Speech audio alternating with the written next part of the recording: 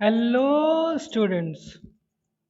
I am Purushottam Vishwakarma, your English teacher, and today we are going to study part second of Moments Lesson 4 in the Kingdom of Fools.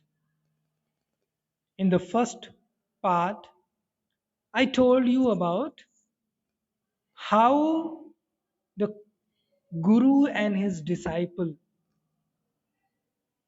came to a city which is named as the Kingdom of Fools, where they could buy everything giving a duddu. This story is written by a Kannada writer A.K. Ramanujan,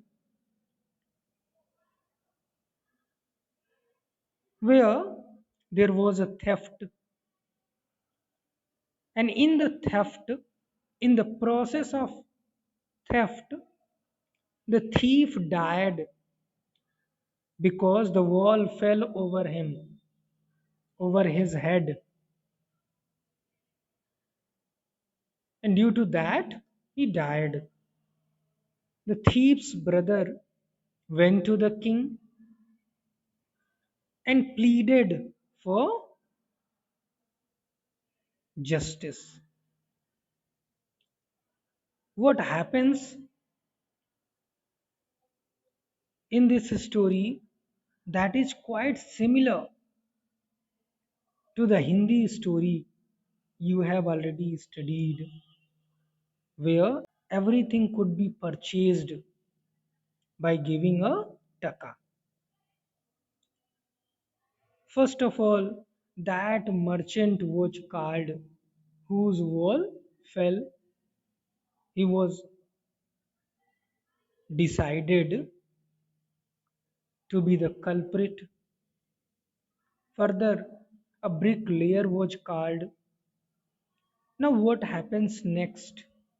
Let's see in this part. Before the king could order the execution, the poor bricklayer pleaded. That bricklayer who was called, पहले तो वो चोर दब के मर जाता है, वो मर्चेंट बुलाया जाता है जिसकी दीवार गिरती है। मर्चेंट बोलता है मेरा क्या दोष है, मैंने थोड़ा दीवार बनाई थी, जिसने बनाया उसको पकड़ के लाओ। अब बना था उसके फादर के टाइम में, तो जो ब्रिक लेयर है वो काफ़ी बूढ़ा हो चुका है, लेकिन उसको खोज के उसके हाथ पैर बांध के लेके आया जाता है। वो आता है, जब उसको ये पता चलता है कि उसे मौत की सज़ा होने वाली है, तो वो कहता है please listen to me before you give your orders. महाराज पहले सुन लीजिए मेरी बात, उसके बाद अपने ऑर्डर्स दीजिएगा। It is true I built it this wall and it was no good. हाँ ठीक है, मैंने दीवार बनाई, दीवार अच्छी नहीं बनी, but that was because my mind was not on it. क्यों दीवार अच्छी क्यों नहीं बनी? क्योंकि मेरा दिमाग इस पे नहीं था, मेरा दिमाग तो कहीं और था। I remember very well a dancing girl who was going up and down that street all day with her anklets. मुझे याद आ रहा है कि उसी गली में, जिस गली में मैं काम कर रहा था, उसी गली में एक डांसिंग गर्ल, एक नाचने वाली लड़की बार बार आ जा रही थी, going up and down that street all day, पूरा दिन, कभी आना कभी जाना, विद हर एंकलेट्स, अपनी पायल के साथ। उसकी पायल में झंकार थी, जिंगलिंग, उसके पायल में झंकार थी। And I could not keep my eyes और my mind on the wall, और उसको देखने के बाद, उसकी पायल की झनकार सुनने के बाद मेरा दिमाग काम पे नहीं लग रहा था। The wall I was building, जो दीवार में बना रहा था, उस दीवार पे मेरा मन नहीं लग रहा था। You must get that dancing girl, मेरा दोस्त नहीं है, दोस्त किसका? उस लड़की का है। वो क्यों आई बार बार? मेरा दिमाग डाइवर्ट हुआ, दीवार खराब बनी, दीवार गिर गई, चोर मर गया, तो सजा किसको मिलनी चाहिए? उस लड़की को। I know where she lives, पता है मुझे वो कहाँ रहती है। You are right, the case depends, अब तो मामला गंभीर होता जा रहा है। ये किसकी बातें हैं? कौन बोल रहा है? The king.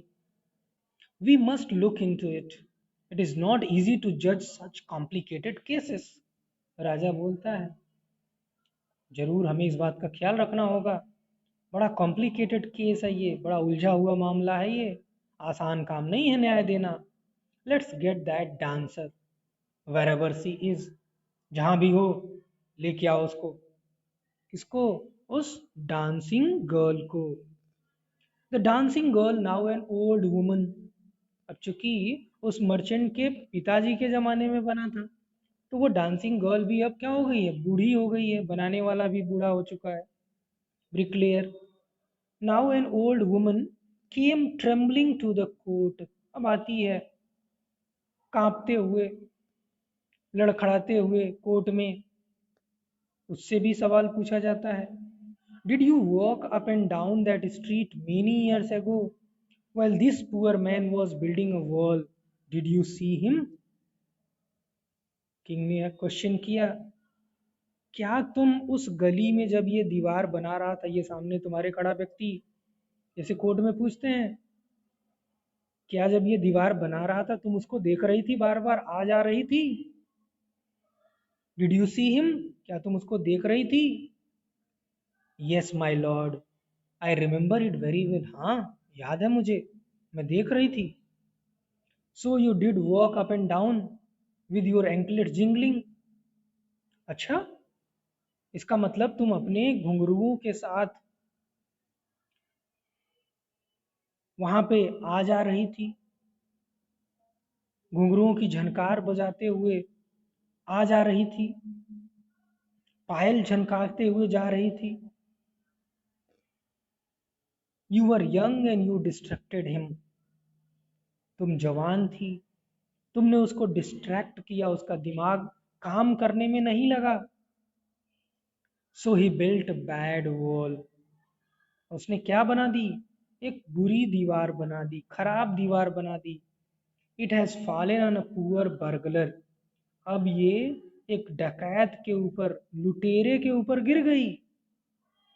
You have killed an innocent man, क्या बात है, क्या बात है, लुटेरा इनोसेंट होता है, ये तो आज पता चला। You have killed an innocent man, तुमने एक निरपराध को मार डाला। You will have to be punished, तुमको सजा मिलेगी, बराबर मिलेगी। She thought for a minute and said, that girl, dancing girl, now an old woman, said after a while, thinking for a while, my lord, wait, I know now why I was walking up and down that street. अब मुझे याद आ रहा महाराज कि मैं अगर नीचे ऊपर हो रही थी तो क्यों क्यों जा रही थी उस गली में बार बार। I had given some gold to the goldsmith to make some jewelry for me. मैंने गोल्ड स्मिथ को अपने लिए कुछ ज्वेलरी बनाने के लिए दिया था। He was a lazy scoundrel, बहुत आलसी था वो। He made so many excuses, बहुत बदमाश था वो, बहुत बहाने बनाता था। Said he would give it now and he would give it then, कभी कहता आज दे देंगे, कभी कहता कब दे देंगे, कल दे देंगे, परसों दे देंगे, and so on all day, यही वो बार बार कहते रहता। He made me walk up and down to his house a dozen times, अब उसके घर मुझे दर्जनों बार जाना पड़ा। She said that she had to go to his house for that jewelry. That was when this bricklayer saw me. और ठीक उसी टाइम इस मेसन ने मुझे देख लिया। It's not my fault, my lord, it's the damn goldsmith's fault. ये वो सुनार की गलती है, उस बदमाश सुनार की गलती है। Poor thing, she is absolutely right. Thought the king. राजा ने सोचा, हाँ बिल्कुल, ये बिल्कुल सही बोल रही है। वेइंग द एविडेंस, एविडेंस को तौलते हुए, सब कुछ समझने की कोशिश करते हुए, we have got the real culprit at last, हमको अब असली अपराधी मिल गया है। Get the goldsmith wherever he is hiding at once, तुरंत पकड़ के लाओ, तुरंत मेरे सामने प्रेस करो, तुरंत मेरे सामने पेश करो उस सुनार को, देखो वो चाहे जहां भी छुपा हो।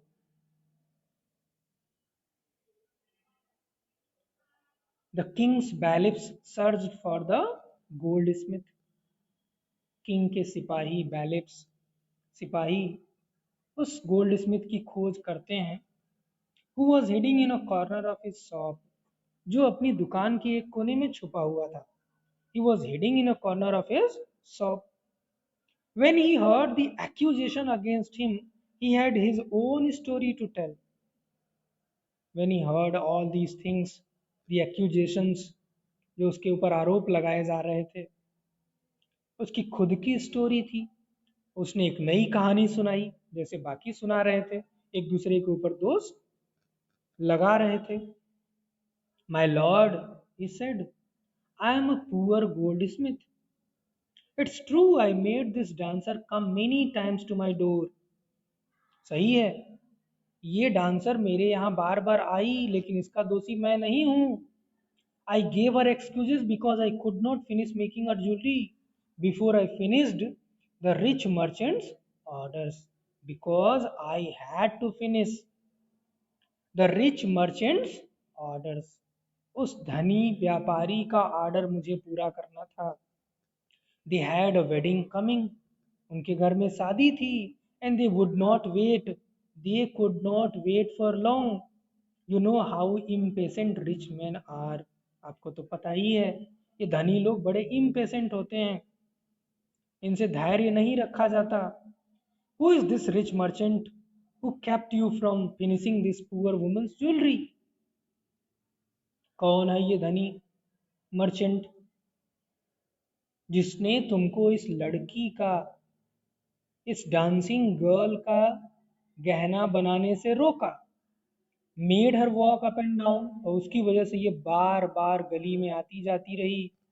विच डिस्ट्रैक्टेड दिस ब्रिकलेयर, जिसकी वजह से इस मेसन का दिमाग चकरा गया, इसका दिमाग काम पे नहीं लगा, डिस्ट्रैक्ट रहा। Which made a mess of his wall, जिसकी वजह से दीवार खराब हो गई।